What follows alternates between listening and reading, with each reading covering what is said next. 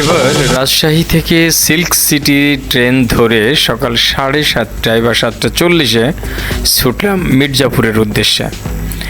ট্রেনে উঠে কিছুক্ষণ চলার পরেই এই তীব্র বন্যা আমার চোখকে ভীষণ কান্নায় আপ্লুত করার মতো। একদিকে যেমন প্রাকৃতিক সৌন্দর্যের মতো, থই থই পানি সমুদ্রের মতো দূর থেকে দেখলে কতই না ভালো লাগছে, কিন্তু যখন ভাবছি যে এই পানি আমাদের দেশকে ডুবিয়ে দিচ্ছে, আমাদের দেশের জনগণের ঘর বাড়ি ডুবিয়ে দিচ্ছে, ফসল পানি নষ্ট করে দিচ্ছে, তখন সেই আনন্দটা আর আনন্দ থাকছে না, বিষাদে পরিণত হচ্ছে।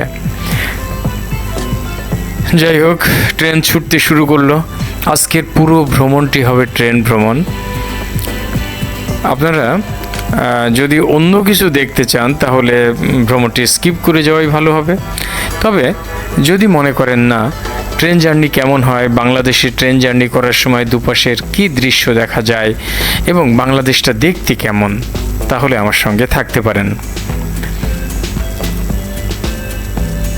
দেখছেন আমাদের দেশটা কত সুন্দর এবং সবুজে সবুজে ভরপুর। ট্রেন ছুটে চলেছে, রেল লাইনের দুপাশে ঘরবাড়ি, প্রচুর গাছপালা এবং একটা মায়াময় গ্রাম্য পরিবেশ। শহর তো শহরই, কিন্তু শহরের বাইরের অধিকাংশ দেশটাই এরকমই গ্রাম।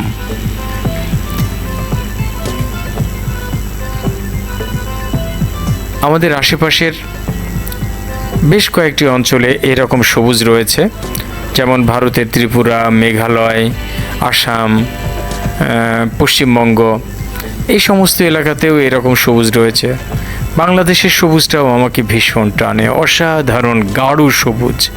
আর সবুজ মানেই প্রাণ, সবুজ মানেই প্রাণ উচ্ছল এক দুরন্ত যৌবন, এক মানে আনন্দ আর কি।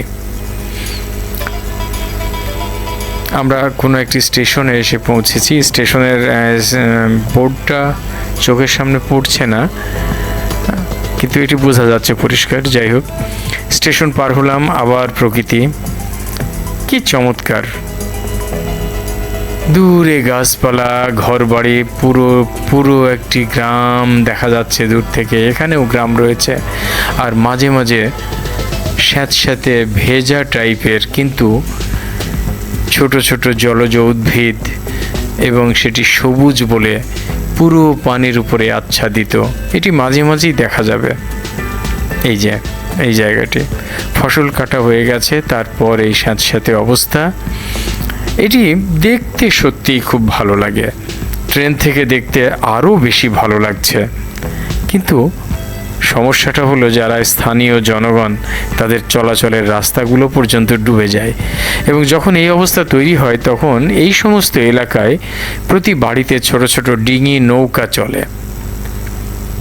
আমরা বলি শহরের বাড়িতে যেমন প্রাইভেট কার থাকে, এই এলাকায় বিশেষ করে চলন বিল এবং চলন বিল সংলগ্ন আশেপাশের যে বিল বা যমুনা নদী পার হয়ে টাঙ্গাইলের যে এলাকাটা, এই এলাকাতেও কিন্তু নিচু জায়গা, জলাভূমি এবং বিল অঞ্চল রয়েছে।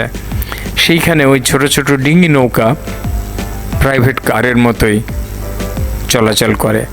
বাজার করতে যাওয়া, শিশুদের স্কুলে যাওয়া, অথবা কোনো স্টেশনে যাওয়া, এ বাড়ি থেকে ও বাড়ি যাওয়া, সব ক্ষেত্রেই এই বর্ষার সময় বা বন্যার সময় নৌকা ব্যবহৃত হয়।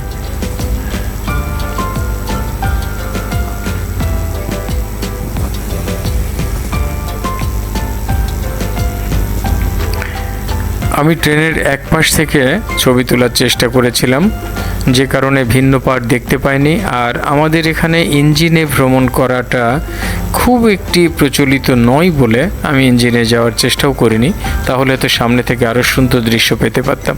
তবে এই মুহূর্তে একটি বাঁকের কারণে ক্যামেরাটি বাইরে ধরায় আমরা সামনের দৃশ্যটিও দেখতে পেলাম। বেশ মনোহরা এবং চমৎকার একটি দৃশ্য। আর এ তো সবুজের গালিচা, এর কোনো তুলনা হবে না।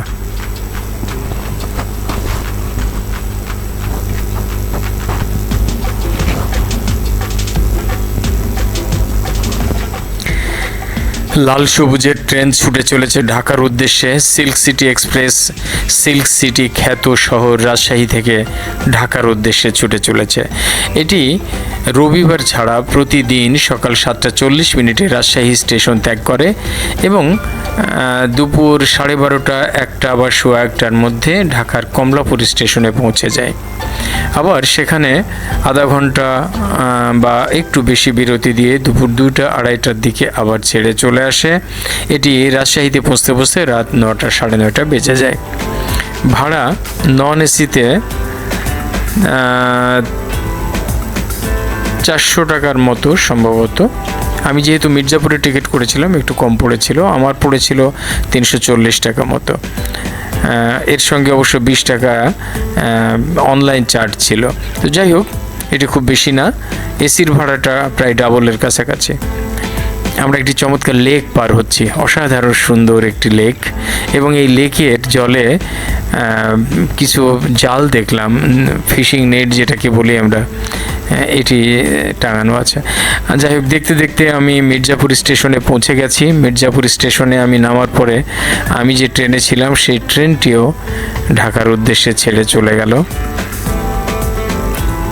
আমি মির্জাপুর স্টেশনে নেমেই ধীরে ধীরে নিচে নামলাম এবং একটি রিক্সা যোগে আমি মির্জাপুর পুরনো বাস স্ট্যান্ডে চলে আসলাম। মজার ব্যাপার, আমি যাচ্ছি কোথায় সেটি বলা হয়নি।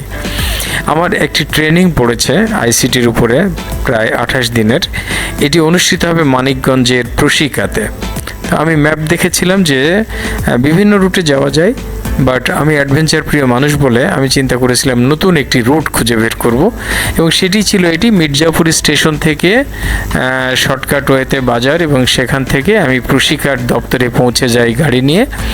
এবং এটি প্রশিকার অফিস, যেটি মানিকগঞ্জের কৈট্টা নামে একটি জায়গা, যেটা সাটুরিয়া থানার মধ্যে। এখানে পৌঁছেই আমি বাম দিকে দেখতে পাই প্রশিকার এই অঞ্চলটি। বেশ সুন্দর লাল রঙের ইটের তৈরি ভবনগুলো, সামনে সবুজ গালিচার মাঠ। আর রুমে ঢুকেই এই বেচারিকে দেখতে পাই আমার গ্লাসের জানালার একেবারে বাইরে একটি গাছের উপরে বসেছিল, একা একাই খুব শান্তি করে। আমাকে হয়তো দেখতে পায়নি বলে ওর মধ্যে উদ্বিগ্নতাও ছিল না, ও মনের সুখে গাছ উল্কাচ্ছিল আর বসে বসে শব্দ করছিল। এই ছিল আমার আজকের ভ্রমণ। আপনাদের সঙ্গে পাওয়ার জন্য আমি কৃতজ্ঞতা বোধ করছি। ধন্যবাদ সবাইকে।